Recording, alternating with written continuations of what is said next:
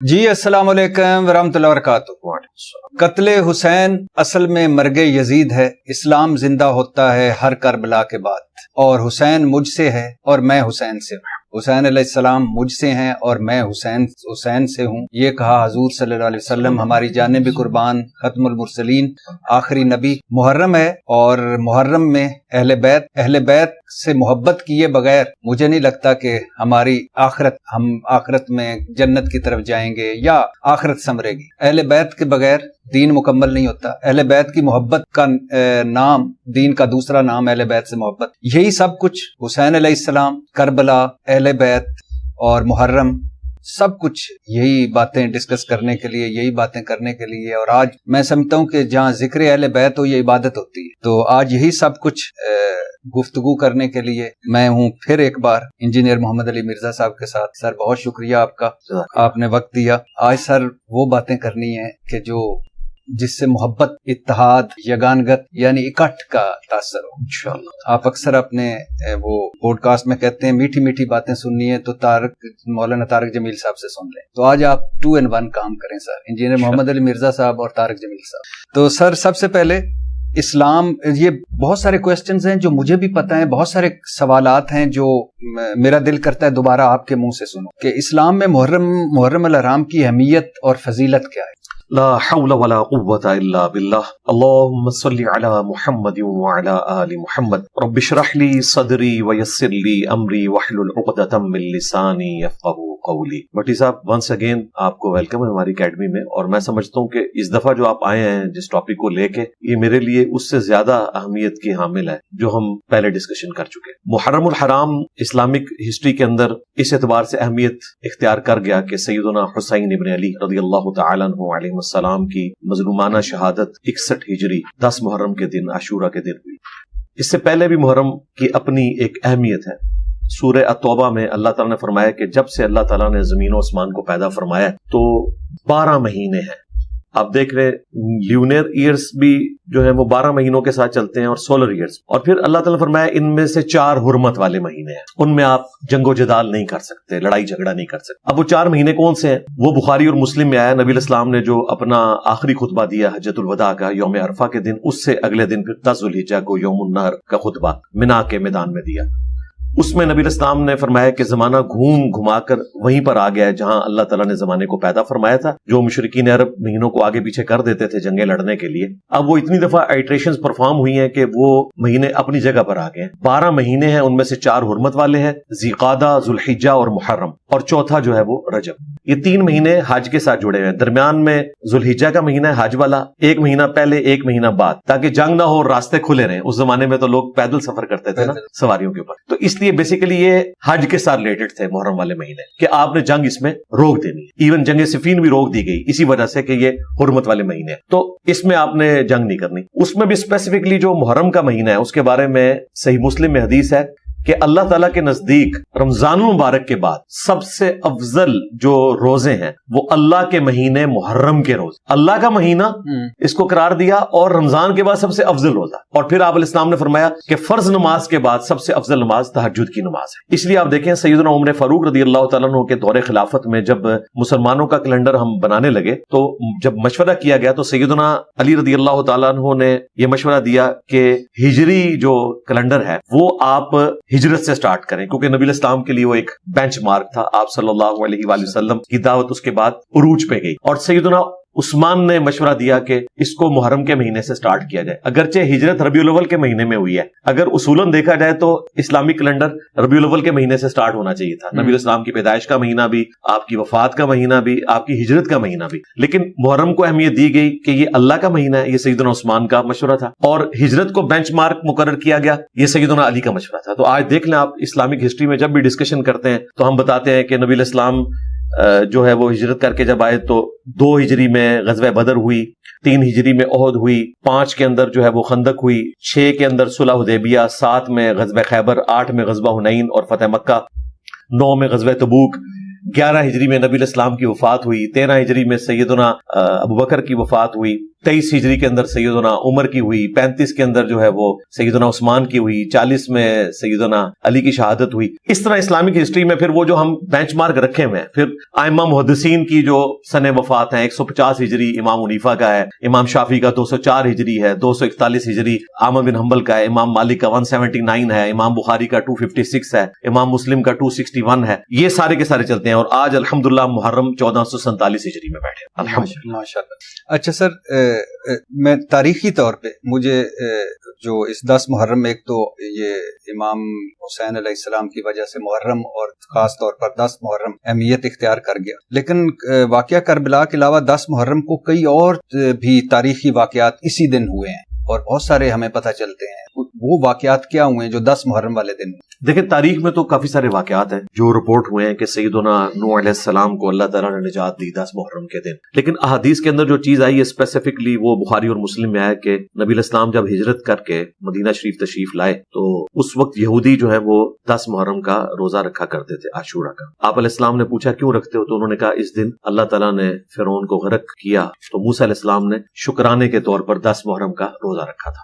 تو ہم اسی یاد کو تازہ کرتے ہیں. تو آپ علیہ السلام نے فرمایا کہ ہم زیادہ حقدار ہیں موسیٰ علیہ السلام کی پیروی کرنے کے، تو آپ نے صحابہ کرام کو مشورہ دیا کہ تم بھی 10 محرم کا روزہ رکھا کرو. بخاری مسلم میں بس اتنی حدیث ہے. مسلم شریف میں آتا ہے کہ صحابہ کرام نے عرض کیا کہ آپ علیہ السلام تو ہمیں یہود و نصارہ کی مشابہت سے منع فرماتے ہیں، تو 10 کی اگر ڈیٹ کامن ہو جائے گی تو یہ تو مشابہت ہو جائے گی. تو آپ نے فرمایا کہ پھر اگلے سال میں زندہ رہا تو میں 9 کا بھی روزہ رکھوں گا.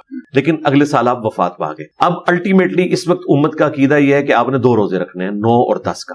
اسی حدیث کو امام ترمذی نے لیا ابن عباس سے ہی، اور انہوں نے ابن عباس کا قول نقل کیا کہ وہ کہتے تھے کہ 9 اور 10 2 روزے رکھو. اس کی پوری سند سنن کبریٰ البیہقی کے اندر موجود ہے کہ 9 اور 10 2 روزے رکھو، یہودیوں کی مخالفت کرو. ایک کمزور روایت ہے مسند احمد میں کہ 10 سے پہلے ایک روزہ ملا لو یا 10 کے بعد ایک روزہ ملا لو، مخالفت ہو جائے گی. تو یہ بھی اجتہاداً درست ہے. بیسیکلی آپ نے 2 روزے رکھنے. اور حیران کن بات ہے، سیدہ عائشہ سلام اللہ علیہا کہتی ہیں کہ جو مشرکین عرب ہے نا، قریش مکہ، وہ بھی 10 محرم کو روزہ رکھا کرتے تھے. بخاری مسلم میں آتا ہے. تو نبی علیہ السلام جب مکے میں تھے آپ 10 محرم کا روزہ رکھتے تھے، اور جب تک رمضان کا روزہ فرض نہیں ہوا تھا یہ روزہ فرض تھا.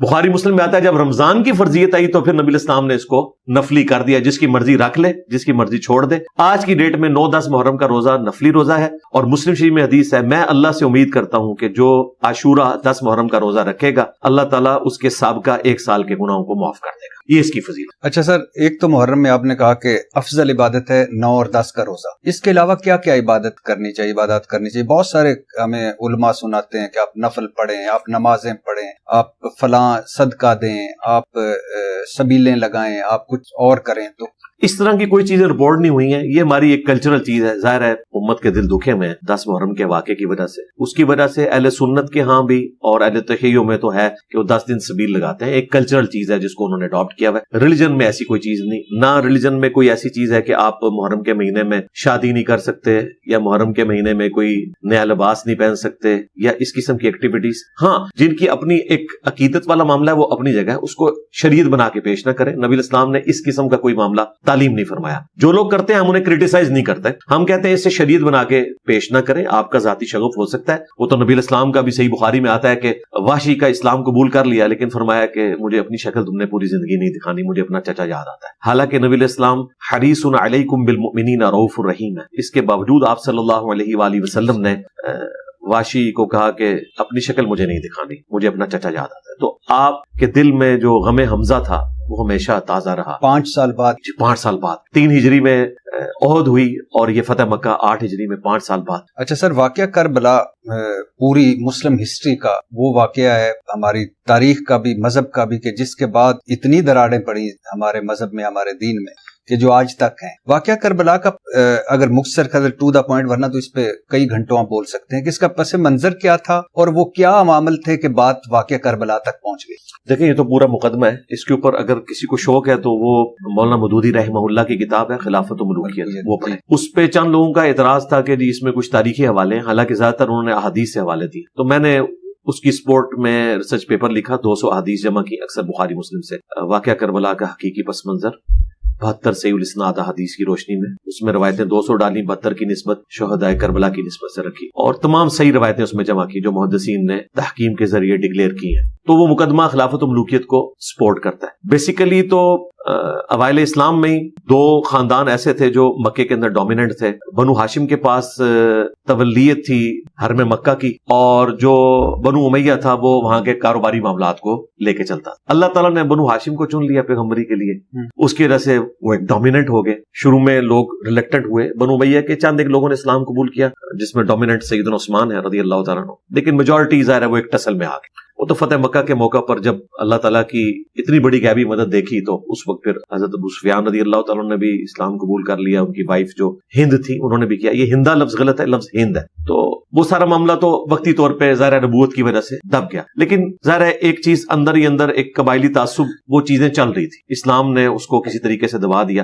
وہ پھر شروع میں تو نکلا جب سیدنا ابوبکر صدیق رضی اللہ تعالیٰ عنہ کی خلافت کا موقع آیا تو اس وقت سیدنا علی کو بھی مشورہ دیا حضرت ابو سفیان نے کہ یہ ایک چھوٹے قبیلے کا بندہ مسلمان خلیفہ چن رہے ہیں بنو تیم سے، اور تم بنو ہاشم ہو، ہم بنو امیہ ہیں، تو ہم ان سے خلافت چھینتے ہیں. تو سیدنا علی نے ایک جملہ بولا، اور یہ کسی کو برا نہ لگے، یہ صرف تاریخ میں رپورٹ نہیں ہوا بلکہ پیر میر علی شاہ صاحب نے باقاعدہ اس کو کوٹ کیا اپنی کتاب تصفیہ ما بین سنی و شیعہ کتاب ہے ان کی مشہور. وہ سب کے نزدیک ایک ریسپیکٹیبل پرسنالٹی ہیں گولڈا شی والے. وہ کتاب بڑی پازیٹیو لکھی ہے انہوں نے، اس میں انہوں نے اس واقعے کا ذکر کیا ہے، اور بیسیکلی انہوں نے سنیت کا مقدمہ شیعہ کی عدالت میں رکھا ہے کہ دیکھیں اہل سنت سیدنا علی کو کیا رسپیکٹ دیتے ہیں. تو سیدنا علی نے حضرت ابوبکر کی خلافت کے خلاف کوئی اقدام نہیں کیا، ابو سفیان کا مشورہ نہیں مانا، بلکہ انہوں نے کہا کہ جب تو کافر تھا اس وقت بھی اسلام دشمنی کر رہا تھا، اور اب مسلمان ہو کے بھی اسلام دشمنی کر رہا ہے، مسلمان ایگری کر چکے ہیں، میں اسی کو کنٹینیو کروں گا. اور بخاری مسلم میں آتا ہے 6 مہینے کے بعد انہوں نے بیعت بھی کر لی الحمدللہ. اس وقت تو معاملہ یہ سیٹل ہو گیا. پھر اس طرح سلسلہ چلتا رہا. اصل مسئلہ ہوا ہے سیدنا عثمان رضی اللہ تعالیٰ عنہ کے دور خلافت میں، جب ان کے چند ایک جو نوخیز جن کو ہمارے وہ منصور بھائی کہتے ہیں لونڈے لپاڑے، چھوٹی عمر کے جو بچے تھے، تالیف قلب کے لیے ان کو گورنری کے عہدے سیدنا عثمان نے دیے بنو امیہ کے لوگوں کو. بدنیتی نہیں تھی پیچھے، چاہتے تھے کہ چلو ان کو بھی تھوڑا سا ہم اپریشیٹ کریں اس حوالے سے کہ وہ اسلام قبول کیا. تو وہ اتنے ایکسپیرینس لوگ نہیں تھے، سیدنا عمر جیسی مینجمنٹ نہیں تھی سیدنا عثمان. تو بس وہاں سے معاملات پھر بگڑنے شروع ہوئے. صحیح بخاری میں آتا ہے لوگ شکایتیں لے کے حضرت علی کے پاس آتے تھے کہ ان گورنروں کو سمجھائیں، مال غنیمت میں خرد برد کرتے ہیں. پھر سیدنا عثمان کو بھی وہ سمجھاتے تھے. الٹیمیٹلی رعایا سیدنا عثمان کے خلاف ہوئی اور ان کی مظلومانہ شہادت. بیسیکلی یہ آپ سمجھ لیں ایک بہت بڑی دراڑ یہاں سے سٹارٹ. اس سے پہلے سٹارٹ ہوئی جو سیدنا عمر کی شہادت تھی، کیونکہ بخاری مسلم میں حدیث ہے کہ میری امت اور فتنوں کے درمیان ایک دروازہ ہے، جب اس دروازے کو توڑ دیا جائے گا تو امت پہ فتنے ٹوٹ پڑیں گے. جیسے ڈیم کا دروازہ ٹوٹتا ہے تو پانی آ جاتا ہے، اور وہ دروازہ عمر ہے. ہمارے استاد ڈاکٹر اسرار صاحب رحمہ اللہ تعالیٰ چونکہ ان کی اس فیلڈ میں ایکسپرٹیز نہیں تھی تو وہ سیدنا عثمان کی شہادت سے سٹارٹ کرتے تھے. تو میں نے ان کو ریبٹل کیا تھا کہ نہیں، نبی علیہ السلام نے اسے سیدنا عمر کی شہادت سے سٹارٹ. اس کے پیچھے ریزن یہ ہے کہ سیدنا عمر کی مینجمنٹ بڑی مضبوط تھی. سیدنا عثمان 72 ایئرز کی ایج میں خلیفہ بنائے گئے، اور ایک ایجڈ بندہ، پھر ان کی طبیعت کی نرمی، اور پھر اس سے بڑھ کر مروان بن حکم اور اس کا والد جن کو نبی علیہ السلام نے مدینہ بدر کیا تھا وہ ان کو لے آئے اور اپنی بیٹی کا رشتہ بھی کر دیا. وہ پریکٹیکلی آپ سمجھ لیں اس نے ساری وہ حکومت سنبھالی ہوئی تھی. اوپر سیدنا عثمان رضی اللہ تعالیٰ عنہ کی خلافت کی موروں کو وہ مس یوز کرتا تھا، اس کی وجہ سے پھر عوام خلاف ہونا شروع ہوئی. سیدنا عثمان پھر ڈسیزن کرتے تھے اور لوگوں کی ریمیڈیز کرتے تھے. بخاری مسلم میں کئی ایک احادیث اس حوالے سے رپورٹ ہوئی ہیں، میں نے ریسرچ پیپر میں نقل کی ہیں. یہ جو کہتے ہیں عبداللہ ابن سبا نے مت مار دی، عبداللہ ابن سبا ہزاروں صحابہ کو اس طریقے سے ڈیویٹ کروا سکتا تھا جو نبی علیہ السلام کی تربیت یافتہ تھے. بیسیکلی صحابہ اور تابعین میں کچھ لوگ تھے جو سیدنا عثمان کی پالیسی سے اختلاف رکھتے تھے، لیکن وہ اختلاف اس نوعیت تک گیا کہ بیچ میں چند شرارتی لوگ تھے جنہوں نے ان کو شہید کیا. تو سیدنا عمر کی شہادت سے معاملہ شروع ہوا. سیدنا عثمان کی شہادت کے اوپر دراڑ اور کھل گئی، اور اب سیدنا علی پیچھے بچے تھے کیونکہ 6 رکنی کمیٹی جو بخاری مسلم میں آتا ہے اس میں آخر میں ٹائی میں 2 بندے رہ گئے تھے. اب سیدنا علی ایک ایسی پرسنالٹی تھے جن پہ حضرت عثمان کے مخالفین بھی ایگری کرتے تھے اور عثمان رضی اللہ تعالیٰ عنہ کے چاہنے والے بھی. اور انہوں نے کہا کہ آپ خلافت سنبھالیں. انہوں نے کہا میں خلافت سنبھالوں گا تو لوگ قتل عثمان میرے متھے مار دیں گے، تو میں خلافت قبول نہیں کروں گا. لوگوں نے کہا کہ آپ کے سوائے اس مسئلے کو کوئی سنبھال نہیں سکتا. تو پھر انہوں نے کہا کہ پھر میں مسجد نبوی میں بیٹھوں گا، جس نے اختلاف کرنا ہے ابھی کرو، بعد میں پھر مجھ سے کوئی اختلاف نہ کرے. یا تو میں گوشہ نشینی کی زندگی اختیار کروں گا یا پھر میں عدل و انصاف سے کام کروں. اس وقت تو لوگ ایگری کر گئے کہ جی ٹھیک ہے ہمیں عدل و انصاف چاہیے، لیکن وہ مولا علی کا عدل و انصاف پھر کسی کو ہضم ہونا تھا. تو اس ٹائم تو سب نے بیعت کر لی. سیدنا علی نے پہلا ایگزیکٹو آرڈر یہ جاری کیا کہ عثمان رضی اللہ تعالیٰ عنہ کے سارے گورنر معزول کیے جاتے ہیں، جن کی وجہ سے سیدنا عثمان کی شہادت ہوئی. سارے گورنر معزول ہو کے، ظاہر خلافت کی ایک اتنی اسٹرینتھ تھی سوائے ایک گورنر کے حضرت معاویہ رضی اللہ تعالیٰ، انہوں نے یہ حکم ماننے سے انکار کر دیا، اور اسی کی وجہ سے سیدنا علی کو پھر جنگ صفین لڑنا پڑی، اور یہ سارا معاملہ ہوا، اور پھر صلح حسن کے اوپر وہ کنکلوڈ ہوئی۔ اب میں یہ بیچ والی اسٹوری شارٹ کر رہا ہوں، جسے شوق ہے ہماری ویڈیوز دیکھیں۔ الٹیمیٹلی پھر صلح حسن میں جو شرائط طے پائیں، ظاہر صلح کا مطلب ہی شرائط کے اوپر ہوتا ہے، ان میں سے ایک شرط یہ تھی کہ اگر تو حضرت حسن زندہ رہے حضرت معاویہ کے بعد تو خلافت ان کے پاس واپس آئے گی، ورنہ امت کو شورا پہ چھوڑا جائے۔ اس وقت تو حضرت معاویہ ایگری کر گئے، لیکن وہی بات کہ جب ساتھ کے لوگوں نے سیدنا حسن کو بھی شہید کر دیا گیا، تو پھر ساتھ کے لوگوں نے مشورہ دیا کہ حضرت آپ کا بیٹا جو ہے اس سے زیادہ اہل کون ہو سکتا ہے، تو آپ اسے نامینیٹ کریں۔ تو بخاری میں آتا ہے انہوں نے اپنی وفات سے 4 سال پہلے لوگوں سے بیعت لینا شروع کر دی، لیکن اس وقت بھی سیدنا حسین نے بیعت نہیں کی، اور عبداللہ ابن زبیر نے بھی بیعت نہیں کی، عبداللہ ابن عباس نے بھی بیعت نہیں کی، عبداللہ ابن عمر نے بھی بیعت نہیں کی۔ بعد میں عبداللہ ابن عمر نے کر لی کہ بھئی اس طرح نہ کریں آپ۔ اور پھر جب حضرت معاویہ فوت ہوئے 60 ہجری میں، پھر کوفے کے لوگوں نے خطوط لکھے سیدنا حسین کو کہ آپ یہاں شفٹ ہو جائیں، یہاں مولا علی کے چاہنے والے ہیں، کیونکہ خلافت کے آخری 5 سال انہوں نے یہاں گزارے ہیں، تو ہم پولیٹیکل سٹرگل لانچ کریں گے۔ سیدنا حسین جنگ لڑنے نہیں گئے تھے، بیوی بچوں کے ساتھ جنگ لڑنے نہیں آپ جاتے، وہ کوفے شفٹ ہو رہے تھے کہ وہاں سے ہم اپنی سٹرگل کو لانچ کریں گے، لیکن راستے میں انہیں روک کے مظلومانہ اس طریقے سے شہید کیا گیا۔ اور پھر امت کے دل میں یہ جو دراڑ پڑی تھی اور کھلی ہوگی کہ یار دیکھو پہلے حضرت علی کا ساتھ نہیں دیا، حضرت علی تو تینوں خلفاء کے ساتھ رہے، جب ان کی باری آئی تو انہوں نے جنگیں لڑنا شروع کر دی، اس کے بعد ان کے بیٹے حسن کو بھی زہر دے کے شہید کر دیا، اب حسین ابن علی کو بھی کربلا میں شہید کر دیا۔ پھر جو شیعان علی یعنی کہ حضرت علی کے ایک گروہ کے لوگ، یہ شیعہ ٹرم پولیٹیکل تھی اس وقت، اب تو یہ مذہبی ٹرم بن چکی ہے، اس ٹرم میں جو ہے وہ اہل سنت بھی شیعان علی ہیں، ظاہر ہے ہم تو چاروں خلفاء کے ماننے والے ہیں، ان کے دل میں پھر ایک کلک آیا۔ پھر الٹا یہ جو کام شروع ہو گیا کہ بنو امیہ کے لوگوں نے ممبروں پر حضرت علی پہ سب و شتم کروانا شروع کر دیا۔ صحیح مسلم میں آتا ہے لعن اللہ ابا تراب، نعوذ باللہ، ابو تراب پر لعنت۔ صحیح مسلم 6229 نمبر حدیث ہے یہ۔ اس قسم کے جب غلیظ الفاظ نکلے تو پھر ظاہر نیچے سے ریونج آنا تھا، ٹھیک ہے، اور پھر اس ریونج کا نتیجہ یہ نکلا کہ شیعہ اس ایکسٹریم کو چلے گئے اور اہل سنت اس ایکسٹریم کو چلے گئے، لیکن اللہ کا شکر ہے ایک طبقہ جو اہل سنت منہج کے اوپر تھا وہ ہمیشہ اعتدال پر قائم رہا۔ اس کا ثبوت یہ ہے کہ جب عمر بن عبدالعزیز 99 ہجری میں خلیفہ بنے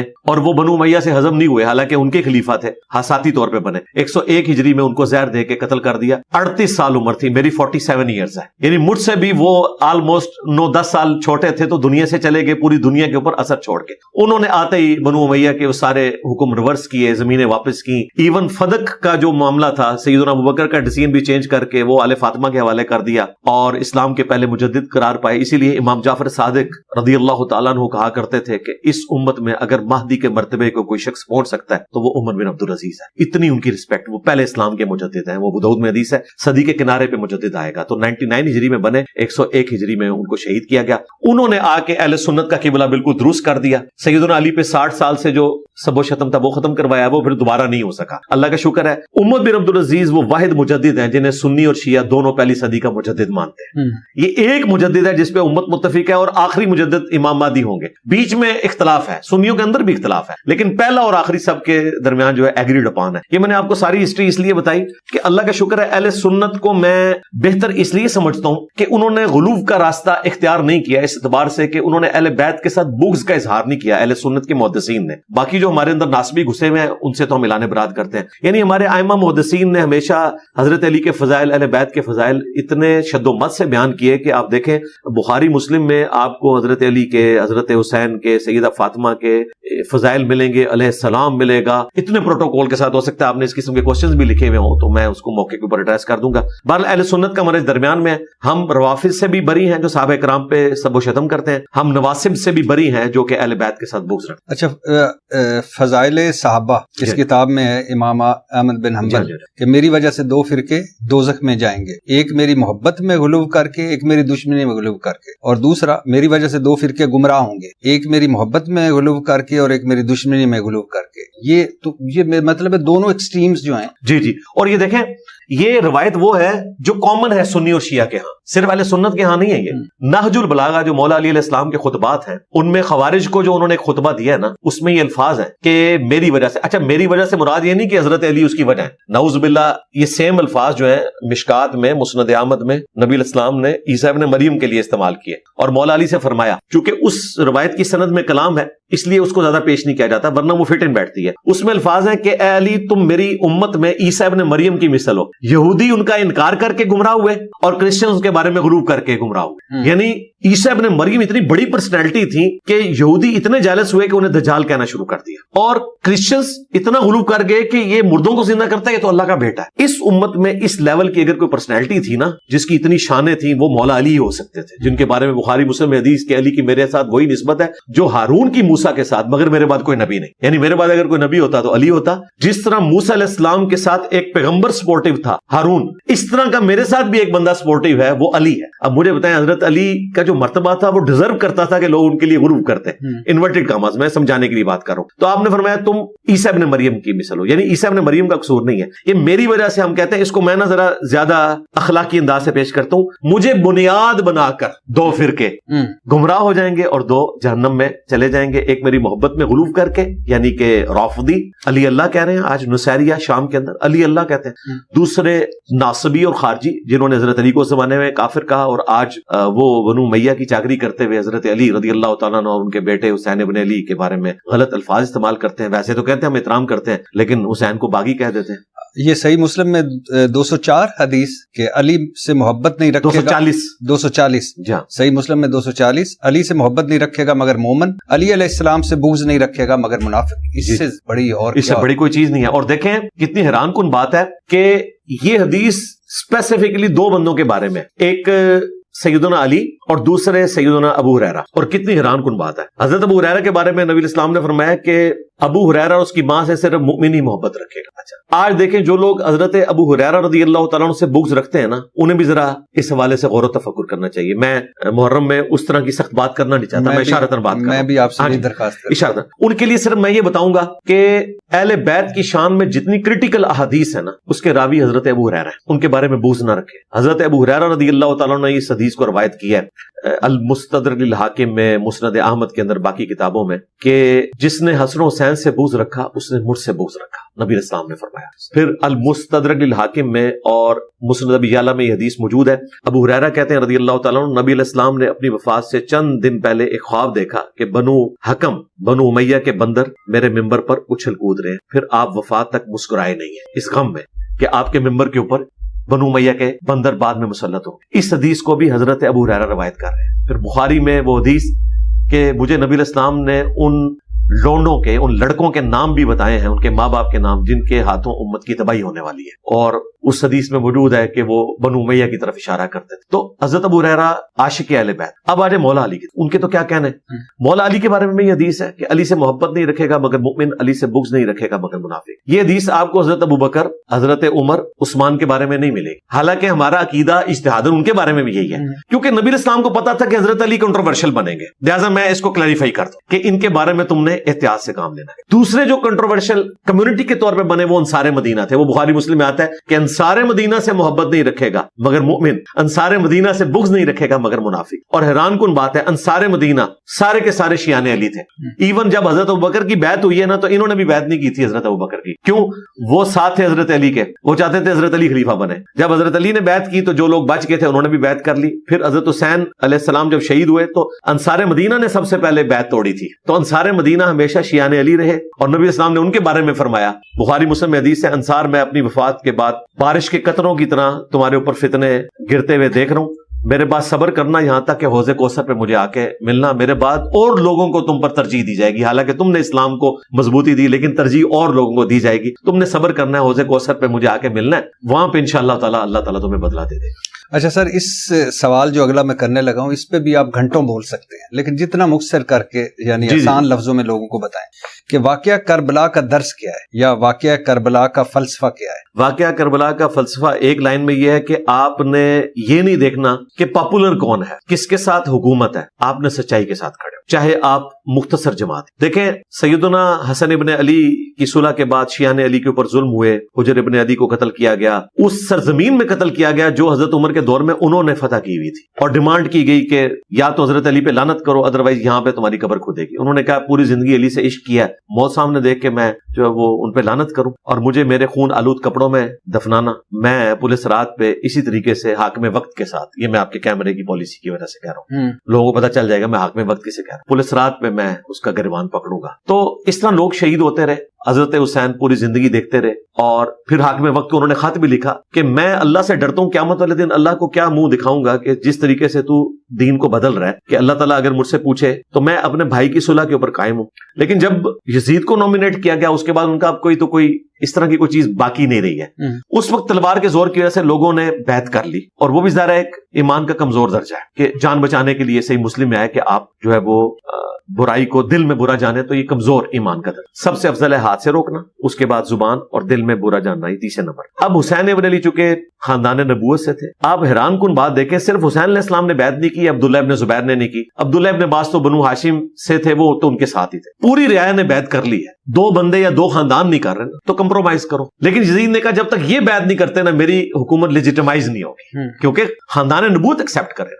حسین ابن علی نے اس کو ایکسیپٹ نہیں کیا، اور اپنے خون سے اختلافی نوٹ لکھا۔ ہمارے استاد مولانا اسحاق صاحب رحمہ اللہ کہا کرتے تھے کہ حسین ابن علی نے اپنے خون سے اختلافی نوٹ لکھا ہے، کہ بے شک باقی سارے ایک طرف ہیں لیکن میں اختلافی نوٹ لکھوں، اور میں کوئی عام بندہ نہیں ہوں، جب میں مظلومانہ اس طریقے سے قتل کیا جاؤں گا تو پھر دنیا قیامت تک کے لیے یاد رکھے گی کہ خاندان نبوت نے جو پولیٹیکل انجینئرنگ کی گئی اور ریلیجن کو اور پالیٹکس کو الگ کیا گیا اور ایک خاندان کی حکومت مسلط کی گئی، اس کو خاندان نبوت نے ایکسیپٹ نہیں کیا۔ تو آج تک دیکھیں ایون حسین علیہ السلام کے جو مخالفین بھی ہیں نا، جب ان پہ بھی مشکل وقت آتا ہے نا تو وہ حسین علیہ السلام کو کوٹ کرتے ہیں۔ آپ یہاں پہ دیکھ لیں، میں یہاں پہ میں نام لینا بھی ضروری سمجھتا ہوں کیونکہ میں پازیٹیو بات کر رہا ہوں۔ ہمارے جو محبوب لیڈر ہیں مولانا فضل الرحمان صاحب حافظہ اللہ تعالی، جب وہ عمران خان صاحب کے دور میں دھرنا لے کے آئے تو اس وقت انہوں نے کہا یہ حسین علیہ السلام کی سنت ہے یزید کے خلاف کھڑے ہونا، اور انہوں نے اپنے اس دھرنے کو کربلا سے تشبیہ دی اور حاکم وقت کو یزید سے تشبیہ دی اور حسین علیہ السلام استعمال کیا، حالانکہ دیوبندی تو علیہ السلام یوز ہی نہیں کرتے۔ تو جب ان پہ مشکل وقت آتا ہے تو یہ حسین علیہ السلام بھی یوز کرتے ہیں، کربلا کو بھی یوز کرتے ہیں۔ ایون یہ داعش شیعہ کا قتل عام کیا، لیکن ان کے کچھ لوگ میرے پاس بھی آئے، بعد میں ڈکلیئر ہوا کہ یہ وہ لوگ تھے، یہ میں 7-8 سال پرانی بات کر رہا ہوں، ان کے جو اس وقت کے خلیفہ تھے وہ بھی حسین علیہ السلام کی بات کرتے تھے۔ تو حسین علیہ السلام ہمیشہ لوگ کوٹ کرتے ہیں اپنے مقاصد۔ آج کل بھی آپ دیکھتے ہیں پولیٹیکل لیڈرز ایک دوسرے کے لیے جی یہ حسین ہے، یہ یزیدی حکومت ہے، اور جب وہ دوبارہ حکومت میں آئیں گے تو وہ پھر یزید بن جائیں گے، دوسرے پھر حسین بن جائیں گے، وہی یہی سارا سلسلہ۔ اس لیے میں کہتا ہوں یار پاکستان کی پالیٹکس سے نا حسین علیہ السلام کو لادا رکھے۔ میں پروٹیسٹ کرتا ہوں جو بھی اس ٹرم کو یوز کرتے ہیں، یزید حسین کی ٹرم نہ یوز کریں، نہ آپ حسین ہیں اور نہ آپ کے مخالفین یزید ہیں، ان سب کے اپنے پولیٹیکل ایجنڈے۔ تو حسین ابن علی نے اختلافی نوٹ لکھا کہ چاہے دنیا ایک طرف کھڑی ہو، آپ نے سچائی کے لیے کھڑے ہونا ہے اور قربانی دینی ہے، یہ ہے شہادت کا فلسفہ۔ اور جو درس ہے کہ اس مشکل وقت میں بھی حسین ابن علی نے نماز نہیں چھوڑی۔ یہاں پہ ہم حسین ابن علی کے لیے آنسو بھی بہا لیں، کالے کپڑے بھی پہن لیں اور ان کے لیے اپنی عقیدت کا اظہار بھی کریں مختلف انداز کے اندر، لیکن جب نماز کی باری آئے تو کوئی کہ جی میرے کپڑے ناپاک ہیں۔ اور یہاں پہ بھی ہم دیکھتے ہیں، مجھے بڑا دکھ ہوتا ہے کہ میں تو اس حق میں ہوں کہ آرگنائز طریقے سے پروٹیسٹ، جلسے جلوس ہونے چاہیے، سڑکوں کے اوپر نہیں، گراؤنڈز کے اندر ہو، تاکہ ٹریفک بلاک نہ ہو، چاہے وہ میلاد کے ہوں، محرم کے ہوں۔ لیکن جب نماز کی باری آتی ہے تو میجورٹی لوگ کہتے ہیں نہیں ہمارے کپڑے ناپاک ہیں۔ پاک لوگوں کے ماننے والے نماز کے وقت ان کے کپڑے ناپاک ہیں، اس کا مطلب ہے کہ آپ ناپاکی کی حالت میں اس پروٹیسٹ اور جلوس میں حصہ لے رہے ہیں، تو آپ حسین علیہ السلام کے مشن پہ کہاں سے آئے؟ جب ظہرین کا وقت آتا ہے تو سب لوگوں کو پھر نماز پڑھنی چاہیے زور اثر وہاں، یہ نہیں ہونا چاہیے۔ ہاں اس طرح میلاد کے جلسوں میں بھی میں خود چونکہ بریلی مکتب سے میرا بلٹ اپ ہوا ہے، وہاں پہ بھی ہم دیکھتے ہیں جیسے ہی وہ زور کی اذان ہوتی ہے جلوس کے اندر 5000 لوگ ہیں اور مسجد میں 50 بھی نہیں ہوتے۔ اہل بیت کون ہے سر؟ اہل بیت علیہم السلام نبی صلی اللہ علیہ وآلہ وسلم کے خون کے رشتے کے لوگ اور آپ کے دودھ کے رشتے کے لوگ ہیں۔ آل علی، آل عقیل، آل جعفر، آل عباس، یہ ہیں اہل البیت جن سے نبی علیہ السلام کا رشتہ کبھی ٹوٹ نہیں سکتا۔ اور دوسرے نبی علیہ السلام کی جو بیویاں ہیں وہ بھی اہل البیت، وہ قرآن حکیم میں آپ علیہ السلام کی بیویوں کو بھی اہل البیت قرار دیا گیا سورۃ الاحزاب کے اندر، اور اس کو کنکلوڈ کرتے ہوئے آیت نمبر 33 میں اللہ تعالیٰ نے فرمایا انما یرید اللہ لیذھب عنکم الرجس اہل البیت ویطہرکم تطہیرا۔ اے نبی کے گھر والو، اللہ تعالیٰ تو چاہتا ہے تم سے ہر طرح کی ناپاکی دور کر دے اور تمہیں خوب صاف ستھرا کر دے۔ آیت تطہیر، آیت تطہیر اسے کہتے ہیں۔ یہ 33 نمبر جو آیت تطہیر ہے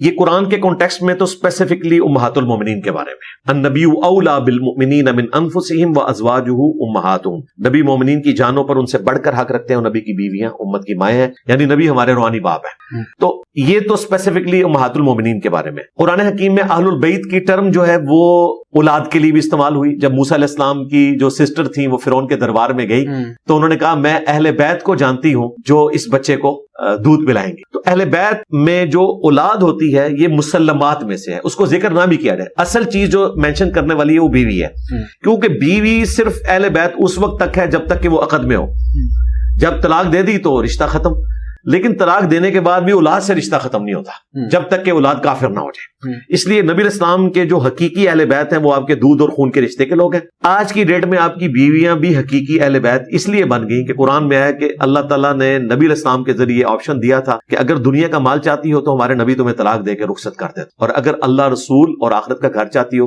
تو پوری زندگی پھر حضور کے ساتھ غربت میں گزارا کرنا ہے۔ نبی کی بیویوں نے حضور کو اڈاپٹ کیا، پھر حضور علیہ السلام کو اجازت نہیں تھی کہ آپ کسی بیوی کو طلاق دیں، یعنی قیامت تک کے لیے وہ امت کی مائیں ہیں، اور دنیا اور آخرت میں نبی الاسلام کی بیوی ہیں، جنت میں بھی۔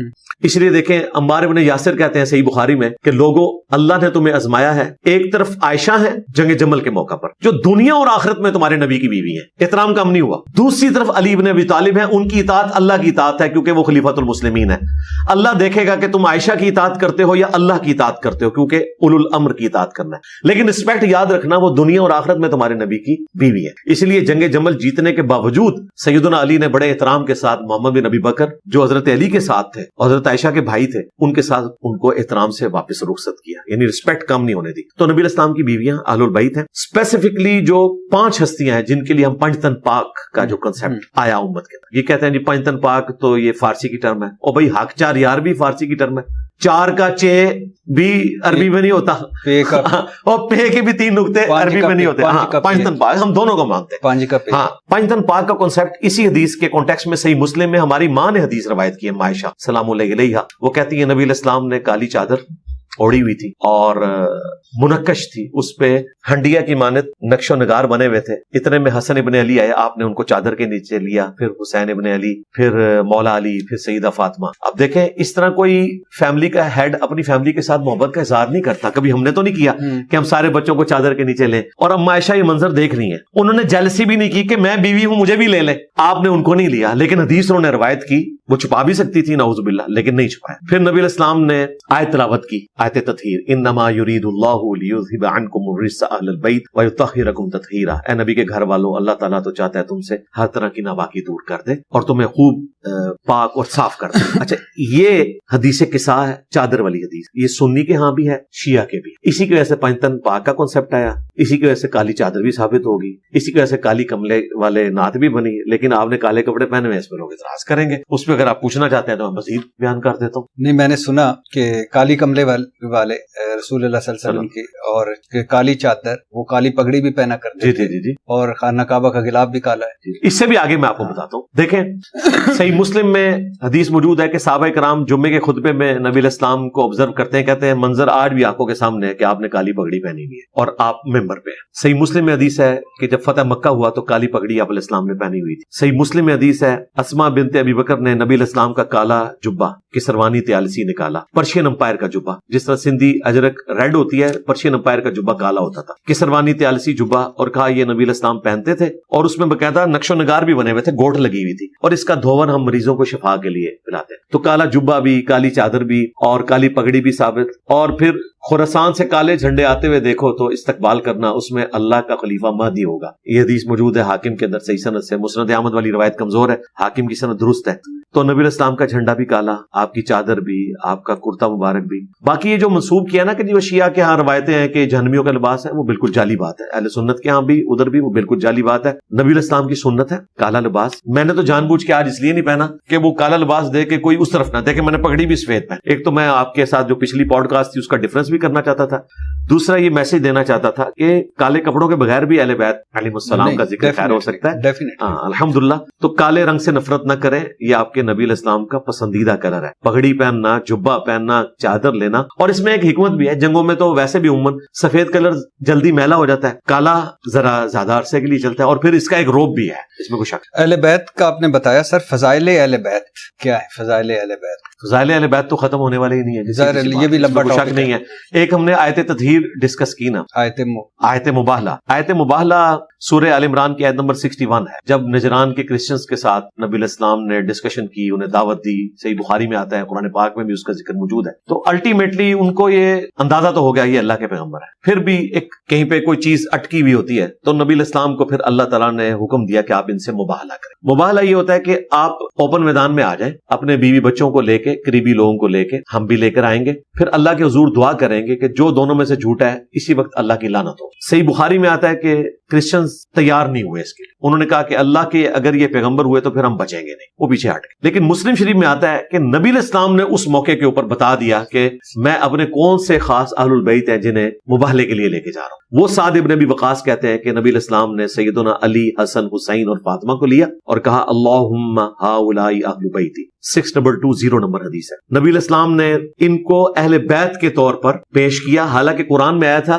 قل تعالوا ندعو ابناءنا وابناءکم ونساءنا ونساءکم، اے نبی ان سے فرماؤ کہ آؤ ہم اپنے بیٹوں کو لے آتے ہیں، تم بھی اپنے بیٹوں کو لے آؤ۔ نبی علیہ السلام لے کے کس کو گئے؟ حسن حسین، بیٹوں کی طرف۔ تم بھی اپنی عورتوں کو لے آؤ، ہم بھی اپنی عورتوں کو لے آتے ہیں۔ اب عورتوں سے مراد تو بیویاں ہونی چاہیے تھی، 9 بیویاں تھیں آپ کی، کسی کو نہیں لے کے گئے، سیدہ فاطمہ کو لے کر، بیٹی کو لے کے گئے، پروٹوکول دیا۔ حالانکہ بیویاں بھی اہل البیت تھی، لیکن یہاں پہ پروٹوکول دیا، اور تم خود آ جاؤ اور ہم بھی خود آ جاؤ۔ خود نبی علیہ السلام آئے اور اپنے ساتھ سیدنا علی کو لے کے آئے، یعنی نبی علیہ السلام نے ان کو اپنے نفس کے طور پر شمار کیا۔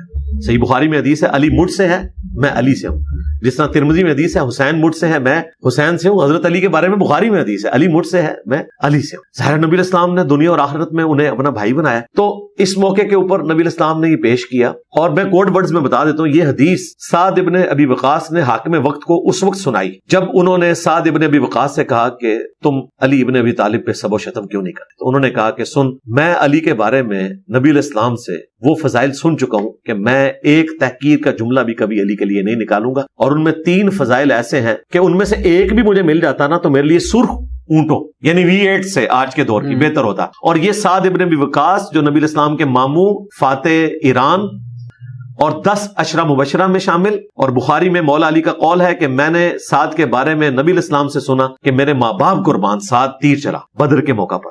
اتنا بڑا صحابی، وہ کہہ رہا ہے مجھے علی والی ایک فضیلت مل جائے نا تو میرے لیے سر اونٹوں سے بہتر ہے۔ پھر انہوں نے حاکم وقت کو کہا کہ سن، خیبر کے موقع پر آپ نے فرمایا تھا میں اس شخص کے ہاتھ میں جھنڈا دوں گا جو اللہ اور اس کے رسول سے محبت کرتا ہے، اور اس سے بڑھ کر اللہ اور اس کا رسول اس سے محبت کرتے ہیں۔ میں پوری رات سویا نہیں، ہم سارے لوگ نہیں سوئے کہ کون خوش نصیب ہوگا۔ اور مسلم شریف میں یہ حدیث کے ساتھ یہ ایک اور حدیث ہے جس میں حضرت عمر کہتے ہیں یہ پہلا اور آخری موقع تھا، مجھے بھی رشک ہوا کہ جھنڈا مجھے ملتا، لیکن وہ علی کو ملا۔ سعد ابن ابی وقاص کہتے ہیں صبح نبی علیہ السلام نے علی کو بلا کے جھنڈا دیا، اشوب چشم تھا، لعاب دان مبارک لگایا، شفا ہوئی، اللہ نے فتح۔ دوسرا موقع تبوک کے موقع پر آپ نے کہا کہ علی کی میرے ساتھ وہی نسبت ہے جو ہارون کی موسیٰ کے ساتھ، مگر میرے بعد کوئی نبی نہیں، کیونکہ یہ پہلا اور آخری موقع تھا کہ اس جنگ میں حضرت علی ساتھ نہیں جا رہے تھے رومن امپائر کے خلاف۔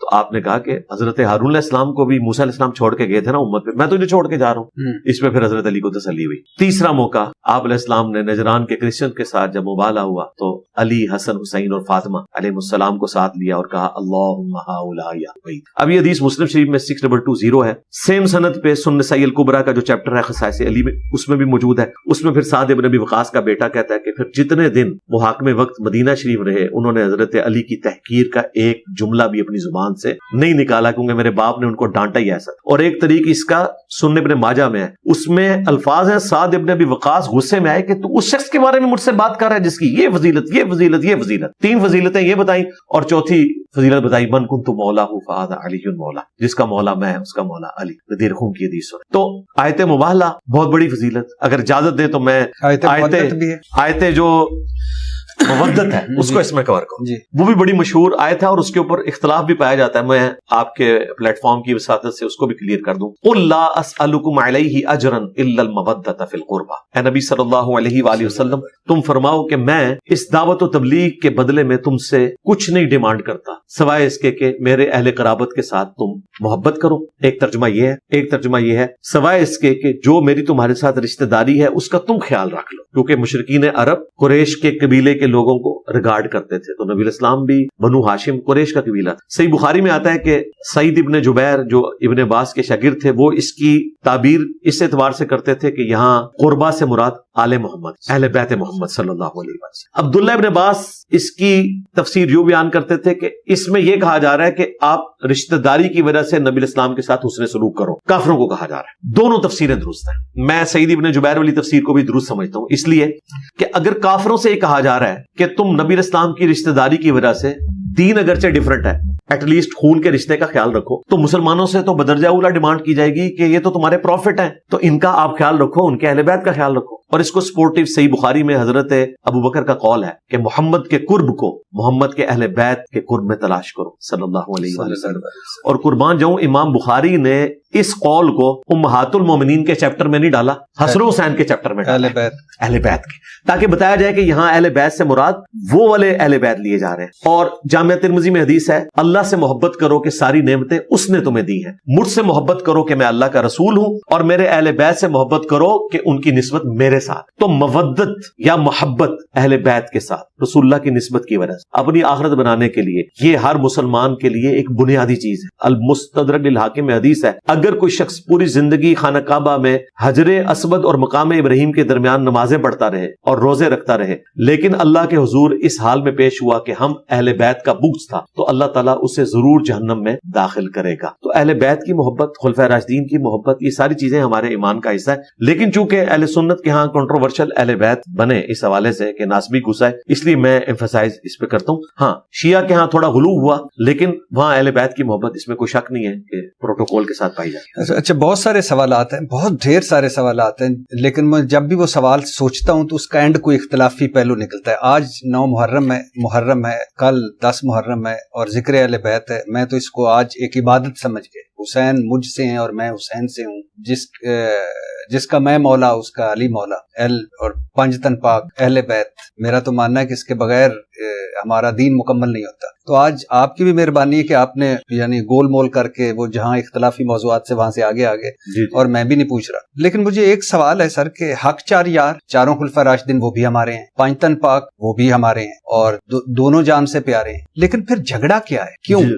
جو حق 4 یار بھی وہی ہیں, چاروں خلفائے راشدین, اور 5 تن پاک وہ بھی اس میں حضرت محمد صلی اللہ علیہ وسلم, اور وہ بھی ہمارے ہیں, ان کے بغیر بھی مکمل نہیں ہوتا. تو جھگڑا کیا ہے؟ اب اس میں آپ نے وہ والا نہیں لے جی میں کوڈ ورڈز میں بات کرتا ہوں. دیکھیں کچھ تو آپ نے چونکہ کربلا کا بیک گراؤنڈ پوچھا تھا, میں نے بتا دیا کس طریقے سے نبی اسلام کے بعد یہ ڈاؤن فال شروع ہوا. کچھ اس میں ایڈ کر دیتا ہوں. دیکھیں اہل سنت کے ہاں تو منہج کے طور پر کوئی خرابی موجود نہیں, وہ خلفائے راشدین کو بھی رسپیکٹ دیتے ہیں, اہل بیت کو بھی دیتے ہیں. خصوصاً ہماری ویڈیوز کے بعد مولانا اسحاق صاحب نے فرنٹ سے لیڈ کیا, وہ ہمارے استادوں میں سے سب سے پہلے تو انہوں نے, بلکہ ان سے بھی پہلے مولانا مودودی رحمہ اللہ نے. پھر ہماری ویڈیوز ہیں, ڈاکٹر طاہر القادری صاحب نے بھی اچھا کام کیا اس حوالے سے, اہل بیت کے حوالے سے. مفتی حنیف قریشی صاحب سے ہمارے اختلاف اپنی جگہ, اہل بیت کے حوالے سے انہوں نے بڑا اچھا کام کیا. تو اب اللہ کا شکر ہے کہ وہ کوئی بکس اس حوالے سے اکا دکا لوگوں کو چھوڑ کے باقی نہیں ہے. اہل تشیع کے ہاں جو ہے وہ خلفائے راشدین کے حوالے سے جو ماڈریٹ لوگ ہیں, جس طرح سید جواد نقوی صاحب, انہوں نے بڑی اچھی بات کی تھی, میں وہی کوٹ کروں گا کہ مولا علی علیہ السلام نے جن خلفاء کے ساتھ وقت گزارا, نبی علیہ السلام کے ساتھی ہونے کی وجہ سے ان کا احترام کیا اور ان کی خلافتوں کو ایکسیپٹ کیا.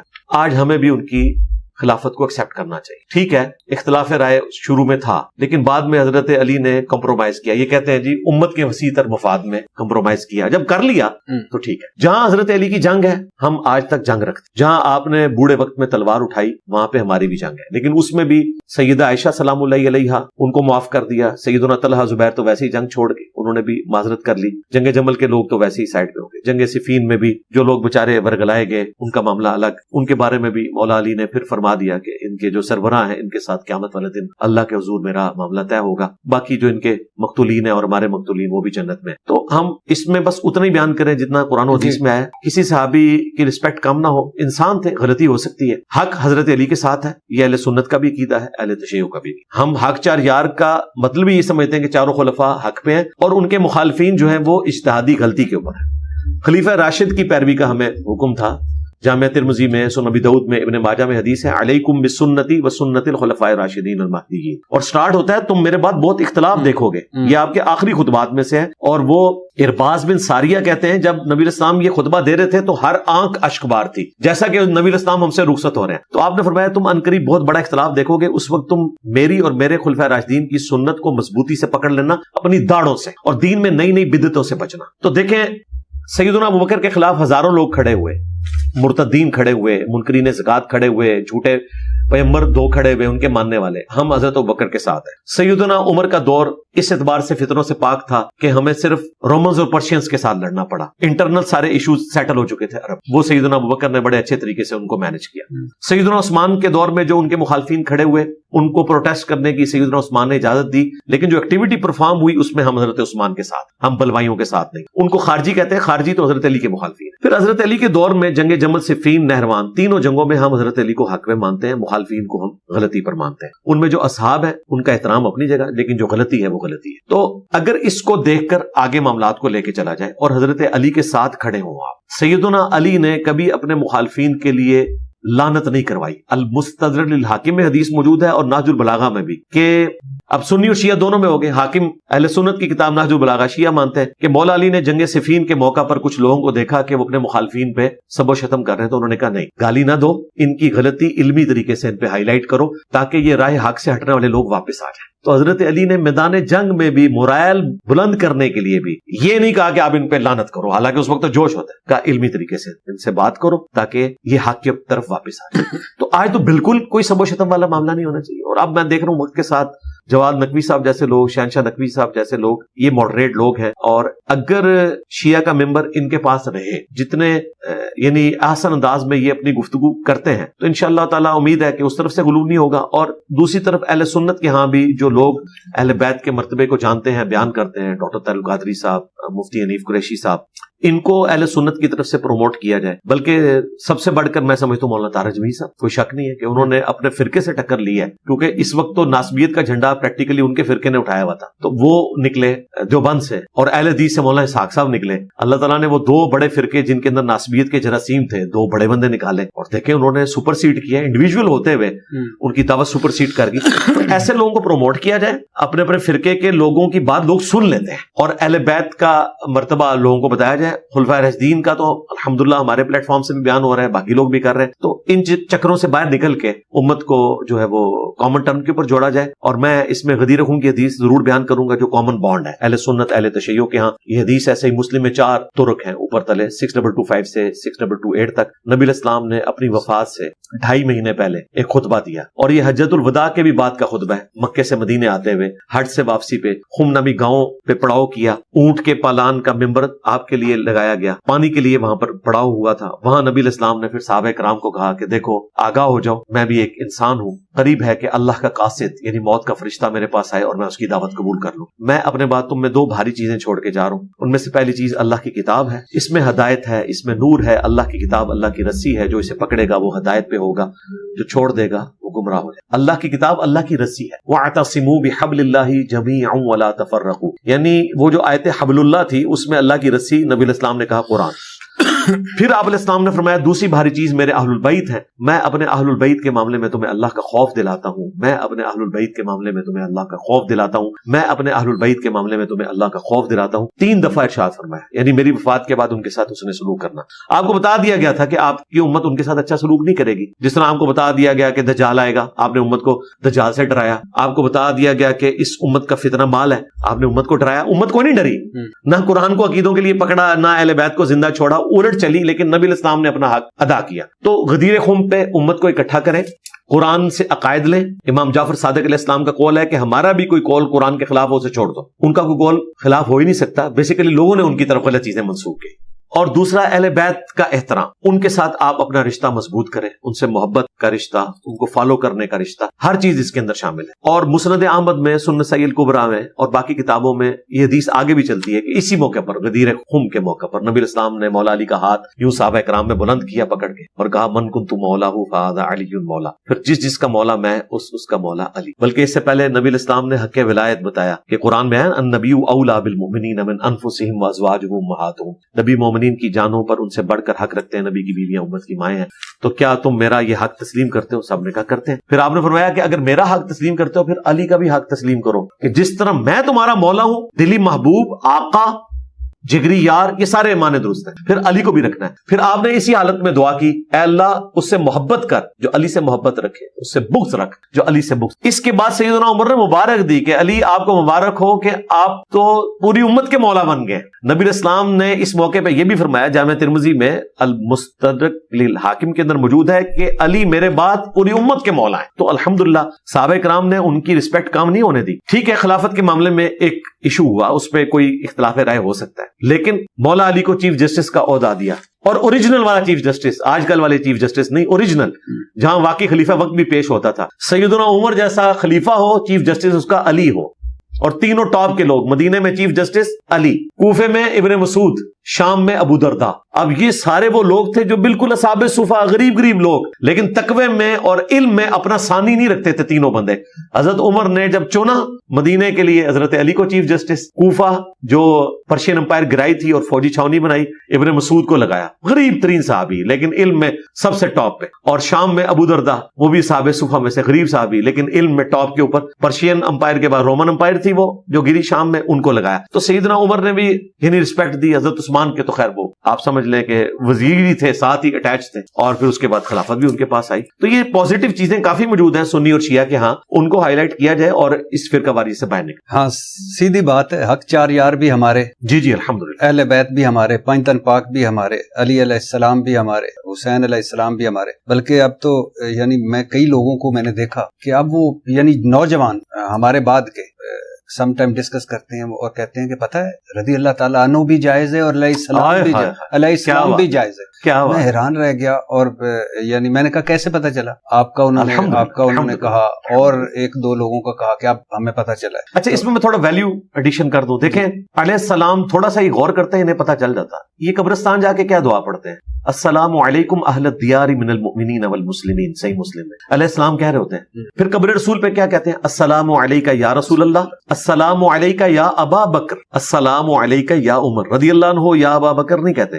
یہ بھی مصنف ابن ابی شیبہ میں، الموطا امام مالک میں حدیث موجود ہے، فضل الصلاۃ علی النبی میں، سنن کبری البیہقی میں۔ اچھا، پھر نماز میں بخاری مسلم میں آیا السلام علینا وعلی عباد اللہ الصالحین، ہم پہ بھی علیہ السلام اور سارے نیک بندوں پہ علیہ السلام۔ پھر ہم ایک دوسرے کو ملتے ہیں السلام علیکم کہتے ہیں، کسی کا سلام بھجوانا ہوتا ہے تو کہتے ہیں سلام۔ پھر امام بخاری نے صحیح بخاری میں فاطمہ اور علی کے ساتھ لکھا علیہم السلام، 6318 نمبر حدیث، عربی والا نسخہ اسلام 360 میں مکتبۃ الشاملہ میں دیکھ لیں۔ اردو میں بعض لوگوں نے رضی اللہ عنہ کر دیا، عربی میں علیہ السلام ہی لکھا ہوا ہے، اردو میں رضی اللہ عنہ کر دیا۔ پھر حسین علیہ السلام کے ساتھ 3748 نمبر حدیث میں امام بخاری نے علیہ السلام لکھا، امام ابو داؤد نے علی علیہ السلام لکھا۔ اہل سنت کے ائمہ اہل بیت کے ساتھ علیہ السلام لکھتے رہے، اور اس سے بڑھ کر میں نے آپ کو قرآن و سنت سے اتنے حوالے دے دیے۔ اور پھر رضی اللہ عنہ تو آپ کسی بھی نیک بزرگ کو کہہ سکتے ہیں، امام بخاری کو کہہ سکتے ہیں۔ امام مسلم کے شاگرد نے جب مسلم شریف سٹارٹ کی نا، مقدمے کے بعد 93 نمبر حدیث جو حدیث جبریل ہے نا، اس کے سٹارٹ میں لکھا قال ابو الحسین مسلم بن حجاج القشیری رضی اللہ تعالیٰ عنہ، میرے استاد ابو الحسین مسلم بن حجاج القشیری رضی اللہ تعالیٰ عنہ نے مجھے یہ کتاب لکھوائی۔ یعنی امام مسلم جو تابعی بھی نہیں، تبا تابعی بھی نہیں، تبا تابعین میں آتے ہیں، اور ان کی کنیت دیکھیں ابو الحسین، اپنی کنیت ابو الحسین رکھی، حسین کا باپ، یعنی امام مسلم نے اپنے بیٹے کا نام حسین رکھا ہوا ہے۔ تو یہ سنی شیعہ کا فرق نہیں ہونا چاہیے، یہ افسوس سے کہنا پڑتا ہے ہمارے عرب کنٹریز میں اگر آپ کے نام کے ساتھ علی، حسین، حسن، فاطمہ آ جائے تو وہ پھر پاسپورٹ پہ بھی آپ کو لدہ سے چیک کرتے ہیں۔ میں بھی ایک بار سعودی عرب میں میرے ساتھ بھی اس طرح ہو گیا تھا، نام میرا محمد اور علی۔ اب تو اللہ کا شکر ہے میں حج اور عمرے کر چکا ہوں، اب تو کوئی ایسا مسئلہ نہیں۔ ویسے ہی محمد بن سلمان حافظہ اللہ آ چکے ہیں، اور ویسے ہی وہ بھی ماڈریٹ معاملات کو لے کے چل رہے ہیں۔ تو وہ 1.5-2 گھنٹے میرے انہوں نے تلاشی کے اوپر لگا دیے صرف میرے نام کی وجہ سے کہ اس کے نام میں ہی آ رہا ہے۔ پھر انٹرویو میں نے کہا بھائی سنی ہوں میں، ایسی کوئی بات نہیں ہے۔ ان کو یہ خطرہ ہوتا ہے کیونکہ بائی چانس وہ رمضان کا مہینہ تھا تو میں نے وہاں تراویح پڑھائی، نماز پڑھائی، انہوں نے مجھے نماز پڑھتے بھی ہرا دیکھا، ہاتھ باندھ کے پڑھ رہا تھا۔ اس کے بعد ان کا یہ کوئی ایکٹیو بندہ ہے، کو پتہ نہیں کوئی ادھر کچھ واردات کرنے آیا۔ اللہ کا شکر ہے پھر بچت ہو۔ لیکن الحمدللہ جو کل تھا شیعہ سنی کے حوالے سے وہ آج نہیں ہے، الحمدللہ آج ہم قریب ہیں، کل اور قریب آئیں گے، پرسوں اللہ کرے گا اور قریب، اور یہ ختم ہو گیا اللہ کے فضل و کرم سے۔ جی امام مہدی سے پہلے ختم ہونا ضروری ہے، ورنہ امام مہدی تو سنی شیعہ کے چکر میں پڑ گئے تو پھر کسی نے نہیں ان کو ماننا۔ اچھا سر، ویسے مجھے حیرانگی بھی ہوتی ہے کہ ایک فرقہ ہے جو توحید کو اول درجہ دیتا ہے، اہل حدیث والے، بہت اچھی بات ہے، اس میں کوئی شک نہیں۔ دوسرا ہے محبت رسول یعنی عشق رسول صلی اللہ علیہ وسلم، بہت اچھی بات ہے۔ تیسرا اہل بیت کے ماننے والے ہیں، بہت اچھی بات ہے۔ چوتھا عظمت صحابہ کے، بہت اچھی بات ہے۔ تو کیا فرق پڑتا ہے؟ میرا مطلب یہ ہے کہ ہیں، اگر ہم دیکھیں تو کامن چیز تو اسلام ہے اور یہ ساری مقدس ہستی ہیں۔ اچھا سر مجھے اس میں ایک ایڈ کروں، دیکھیں قرآن پاک میں بھی آیا کہ جب امت میں خرابی آتی ہے نا، سورۃ المؤمنون میں آیا کہ انبیاء کرام علیہم السلام کے جانے کے بعد امت ٹکڑوں میں بٹ گئی، گروہ در گروہ ہو گئی، فتقطعوا امرهم بینہم زبرا کل حزب بما لدیہم فرحون، ٹکڑے ٹکڑے ہو گئی امت نبیوں کے جانے کے بعد، اور ہر فرقہ اس پہ خوش ہے جو اس کے پاس ہے۔ اس امت میں بھی یہی ہے، اہل حدیث توحید کے اوپر خوش ہیں، بریلوی محبت رسول پہ خوش ہیں، دیوبندی جو ہے عظمت صحابہ پہ خوش ہیں، اور شیعہ جو ہے وہ محبت اہل بیت کے اوپر خوش ہیں۔ لیکن یہ اپنے اپنے انہوں نے بانٹے ہوئے ہیں، اس کی اسلام میں اجازت نہیں ہے، سارے ہمارے ہیں، ہمیں ہر بات کے اوپر۔ میں امام شافعی کے قول کے اوپر اسے کنکلوڈ کرتا ہوں۔ امام شافعی اہل بیت کے چاہنے والے تھے کیونکہ وہ شاگرد تھے امام موسیٰ کاظم کے۔ موسیٰ کاظم جو ہے وہ بیٹے ہیں امام جعفر کے، اور وہ ہیں امام باقر کے، اور وہ ہیں امام حسین کے، اور وہ ہیں سیدنا علی کے۔ تو ان کے اوپر شیعہ ہونے کا الزام لگا۔ تو امام شافعی جو اہل سنت کے سب سے بڑے امام ہیں، اگر مجھے کوئی پوچھے نا کہ اہل سنت کی ہسٹری کا سب سے بڑا امام کون ہے، تو میں امام مالک، امام حنیفہ سے بھی بڑا امام مانتا ہوں امام شافعی کو، کیونکہ وہ حدیث میں بھی ٹاپ پہ تھے، فلسفے میں بھی ٹاپ پہ تھے، فقہ میں بھی ٹاپ پہ تھے، اور آج بھی میرے نزدیک 90% مسائل ان کے قرآن و سنت کے قریب ہیں امام شافعی کے۔ تو امام شافعی رحمہ اللہ نے ایک شعر کہا جو دیوان شافعی میں چھپا ہوا ہے، ان کان رفضا حب آل محمد فلیشہد الثقلان انی رافضی، بالفرض اگر آل محمد کی محبت کا نام شیعہ ہونا ہے، رافضی ہونا ہے، تو جنوں انس گواہ ہو جاؤ کہ میں رافضی ہوں، کہو مجھے رافضی۔ اگر تم نے مجھے گالی دینی ہے تو اس کو میں نے ویلیو ایڈیشن کی تھی کہ امام شافعی زندہ ہوتے تو میں کہتا کہ حضرت اس میں ساتھ ایڈ کریں کہ اگر توحید کا نام وہابی اہل حدیث ہونا ہے تو میں وہابی ہوں، اور اگر عشق رسول کا نام بریلوی ہونا ہے تو میں بریلوی ہوں، اور اگر عظمت صحابہ کا بیان دیوبندی ہونا ہے تو میں دیوبندی ہوں، اور اہل بیت کی محبت کا نام اگر شیعہ ہونا ہے تو میں شیعہ ہوں۔ مجھے مولانا طارق جمیل صاحب حفظہ اللہ نے باقاعدہ فون کیا جب انہوں نے میرا کلپ دیکھا نا، تو انہوں نے کہا یار بیٹا مجھے تیری بات بڑی پسند آئی، جو تو نے امام شافعی کے آگے یہ چیزیں ایڈ کی ہیں نا، یہ مجھے بڑی پسند آئی۔ اور دوسری بات انہوں نے کہا کہ مجھے تمہاری یہ بات سمجھ آئی کہ اگر اہل سنت اہل بیت کا حق ادا کرتے تو آج ناسبیت جس طریقے سے پنپی ہوئی ہے یہ ایسے نہ ہوتی، تو رافضیت بھی نہ ہوتی۔ رافضیت بائی پروڈکٹ ہے ناسبیت کی۔ اگر اہل سنت نے حق ادا کیا ہوتا نا اہل بیت کا تو کبھی دوسری طرف شیعہ علی غلوب کر کے رافضی نہ بنتے۔ یہ سٹارٹ یہاں سے ہوا ہے کیونکہ وہ لوگ تو مخلص تھے اہل بیت کی محبت۔ اچھا سر مجھے ایک بات کی سمجھ نہیں آئی کہ ربیع الاول آتا ہے، چاروں طرف میلاد کی محفلیں ہوتی ہیں، محرم آتا ہے، چاروں طرف اہل بیت کے تذکرے ہوتے ہیں، رمضان المبارک آتا ہے، مسجد نمازیوں سے بھر جاتی ہے، لیکن مجھے یہ سمجھ نہیں آتی کہ پورا سال ہم ربیع الاول محرم کی طرح کیوں، ربیع الاول محرم کی طرح کیوں نہیں مناتے نبی کی صلی اللہ علیہ وسلم اور اہل بیت کی شان اور یاد میں، اور کیوں محفلیں نہیں ہوتی اس طرح، اور پورا سال رمضان المبارک کی طرح ہماری مسجدیں آباد کیوں نہیں ہوتی؟ دکھ کی بات ہے، دیکھیں رمضان کا خدا وہی ہے جو غیر رمضان کا خدا ہے، ایسے ہی ہونا چاہیے، آباد ہونی چاہیے مسجدیں، اور اہل بیت کا میلاد کا ذکر روزانہ ہونا چاہیے۔ دیکھیں نماز میں تو ہم کر رہے ہیں اللہم صلی علی محمد وعلی آل محمد،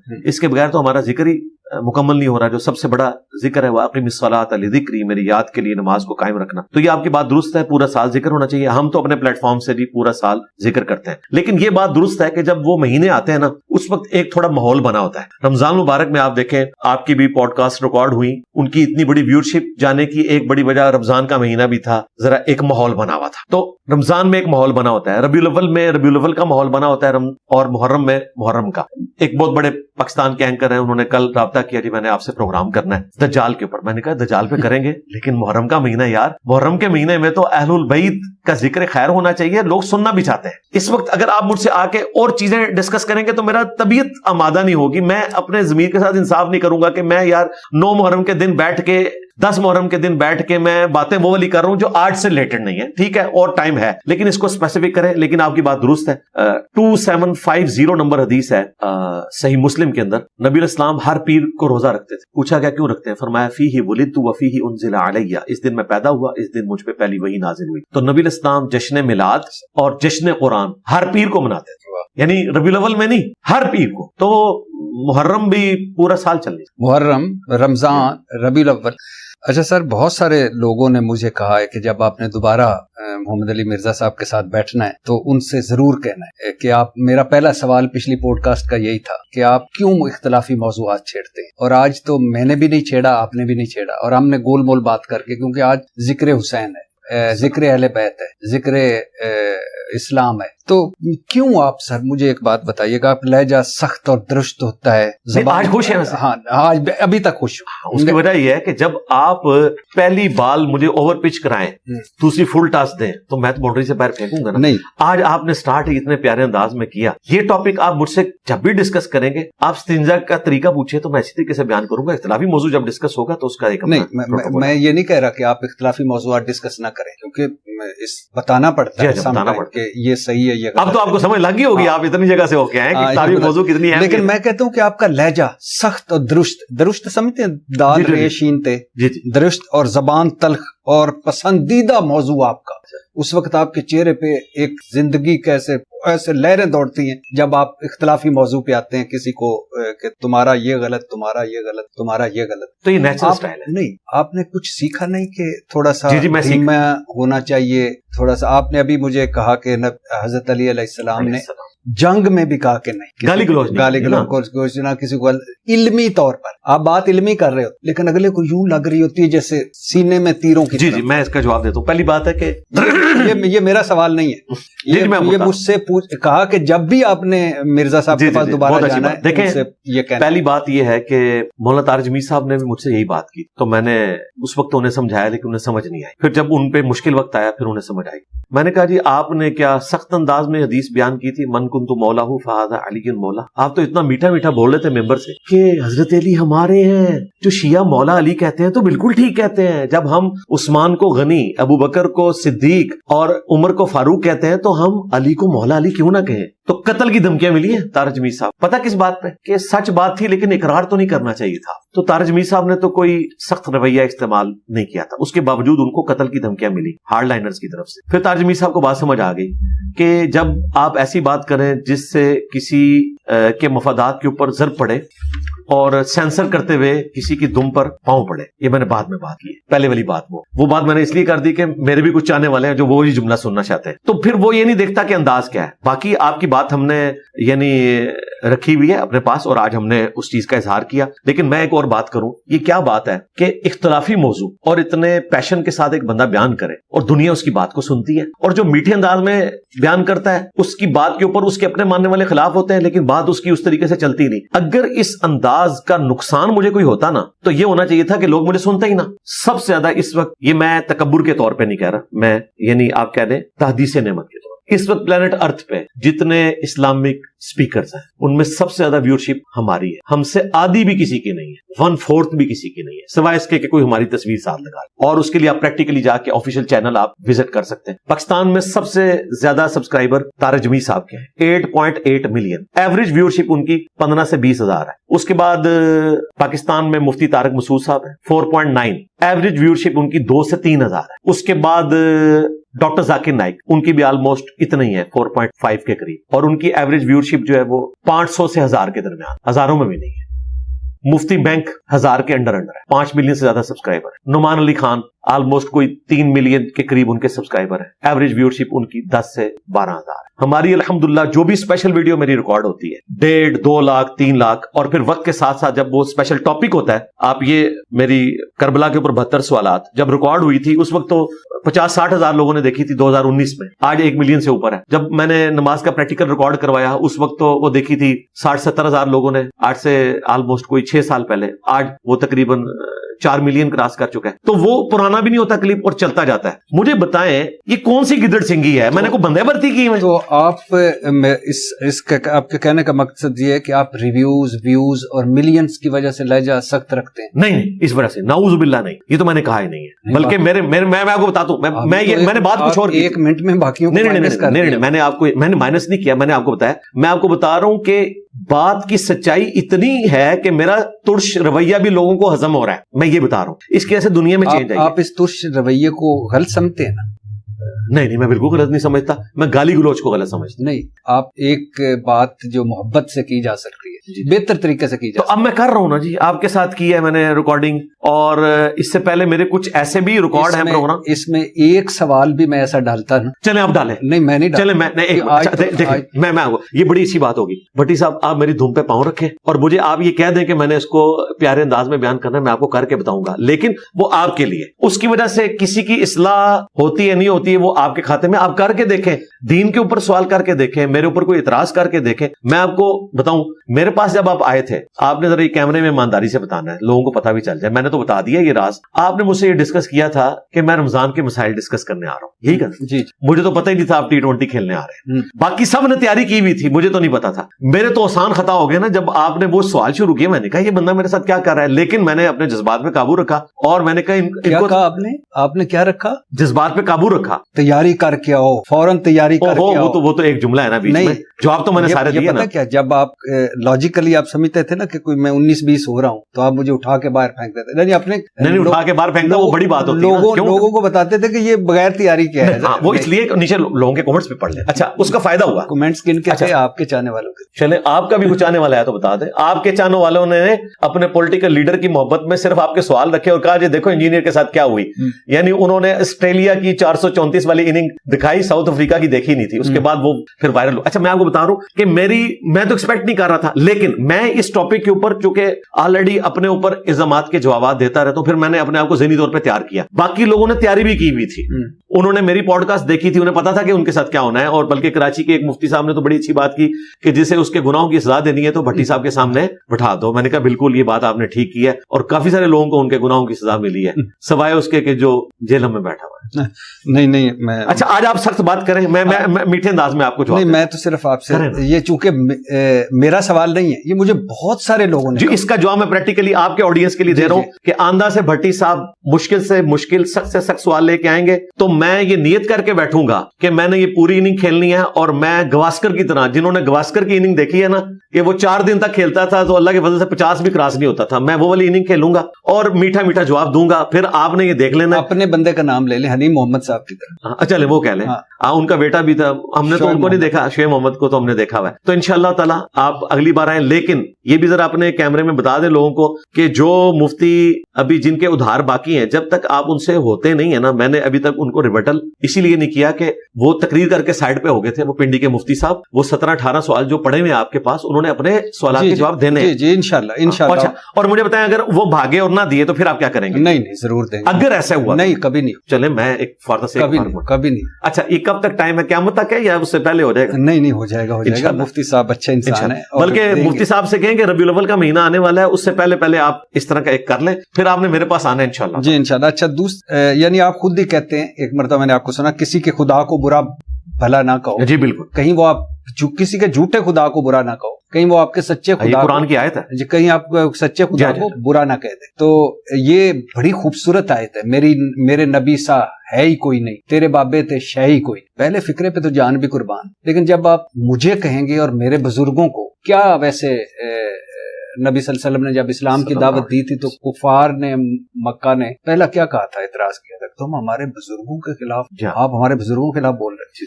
خیر وہ تو تھے، وہ اعتراض مشرکین والا میرے پہ. ہاں نہیں مشرکین والا نہیں، آپ اس کو فوراً نہ لے لیں، اپنے نام نہ لکھا. میں کہنے کا مقصد یہ کہ اتنا سخت رویہ، ایک میں معذرت چاہتا ہوں یہ آج ہے، لیکن ایک ہے کہ یہ آپ کے والد صاحب، ایک ہے کہ یہ آپ کی ماں کی قسم ہے، دونوں میں بہت فرق ہے. جی بالکل صحیح ہے. تو میں یہ درخواست نہیں تو ہم نہیں کرتے اس طرح. اور پھر میں اس میں تھوڑا ریبٹل. پھر آپ نے ایک اور بھی کہا تھا کہ صلح حدیبیہ آپ اکثر ذکر کرتے ہیں، اور ایک وقت آیا تھا جب انہوں نے کہا محمد کے ساتھ رسول اللہ نہ لکھیں. جی جی. تو حضور صلی اللہ علیہ وسلم نے اپنے ہاتھ سے کاٹ دیا.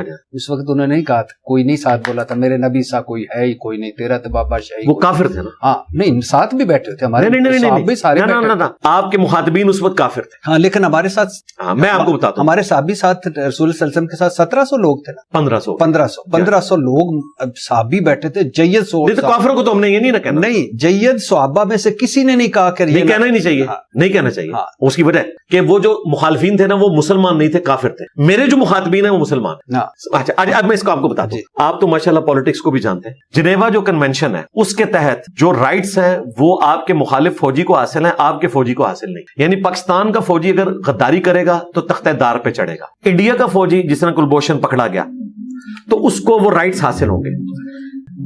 اگر ہندو، کرسچنز، جوز ان کے ساتھ ہماری ڈیلنگ ہوگی نا تو ہم ان کے جھوٹے خدا کو گالی نہیں دیں گے. میں تو ان کے بھی گالی نہیں دیتا، اختلاف رائے کرتا ہوں. لیکن اگر مسلمانوں میں اگر کوئی پاکستان کا فوجی ہو گیا ہے غدار تو اس کی سزا پھر تختہ دار ہوگی. آپ یہ سمجھیں یہ بابے اس وقت اسلام کا لبادہ اوڑھ کر غدار ہوئے. اگر یہ بابے ہندوؤں کے ہوں تو ہم اس طرح نہیں بات کریں گے. تو لہٰذا قرآن کی جو آیت ہے وہ ہے وَلَا تَسُبُّوا الَّذِينَ يَدْعُونَ مِن دُونِ اللَّهِ. ان کو مت گالی دو جو اللہ کے سوا جن کو انہوں نے معبود ٹھہرا رکھا ہے، ورنہ یہ تمہارے خدا کو گالی دیں گے. اس وقت میرا خدا اور میرے مخاطبین کا خدا ایک ہے، اور میرے مخاطبین وہ لوگ ہیں جنہوں نے میرے خدا رسول کا نام استعمال کر کے الٹا قرآن و سنت کا مذاق اڑانا شروع کیا. لہٰذا جنیوا کنونشن والے رائٹس ان کے پاس نہیں ہیں.